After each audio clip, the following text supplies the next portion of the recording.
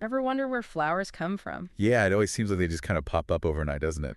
Well, we heard a story about two friends, Lila and Kerry, who were planting seeds in the garden and asked the exact same thing. Oh, I know this one.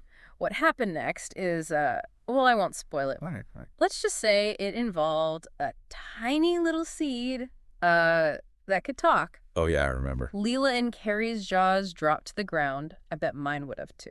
Sounds like the start of a pretty magical deep dive into how things grow. Yeah, so this talking seed said that growing into a flower was an amazing journey, and it offered to show Lila and Carrie exactly how it worked. So today we're going to go on that journey with them from tiny seed to bright, beautiful flower. Okay, so the seed snuggles down into the dirt, right? Mm-hmm. And the first thing it says it needs is water.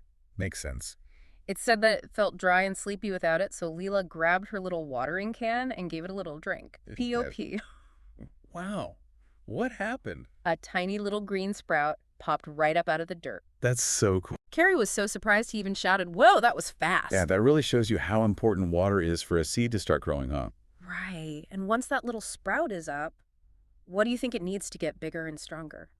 I don't know. Sunshine. Of course. The warm sunshine beams down and helps the sprout grow taller and greener. And don't forget the leaves. Oh, yeah, it even starts to grow teeny tiny leaves. So cute. I know, right? It And feels so good and says I'm getting stronger. I bet Carrie was pretty excited to see the sprout growing. Oh, for sure. Yeah. Carrie cheers it on. You're almost a flower. But it's not a flower yet, Riz. Nope, not quite. Yeah. The sprout says it needs one more thing to help it bloom. What could it be? Bees. Ooh, bees are so important for flowers. Exactly. And just then, what do you know? A friendly little bee buzzes over. Perfect timing. I know, right? So the bee lands on the sprout and explains how it will carry tiny yellow dust called pollen to other flowers to help them grow everywhere. Oh, wow. I know, it's amazing. And then, P.O.P., a little bud starts growing on the sprout. No way. And then, get this, an even bigger P.O.P., the bud opens up into a bright, beautiful flower. I can just imagine how excited they were. Oh, yeah. The flower is so happy it shouts, "I did IT." So what did Lila learn from all this? She realized that flowers need water, sunshine, and bees to grow. Makes sense. And then the flower explains that when its colorful petals fall off, What happens? tiny seeds will spread, and then the amazing journey will start all over again. That's how we get so many beautiful flowers. Right. Carrie, being a curious kid, asks if that means there will be more talking seeds. Oh, that's a great question. I know, right?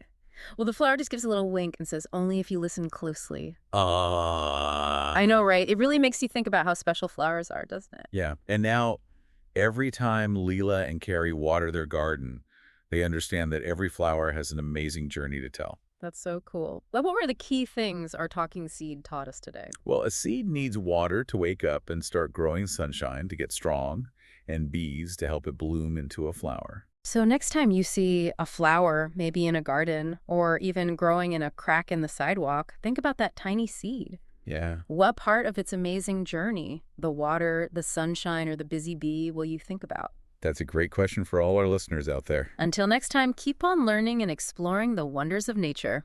Wow. Bye.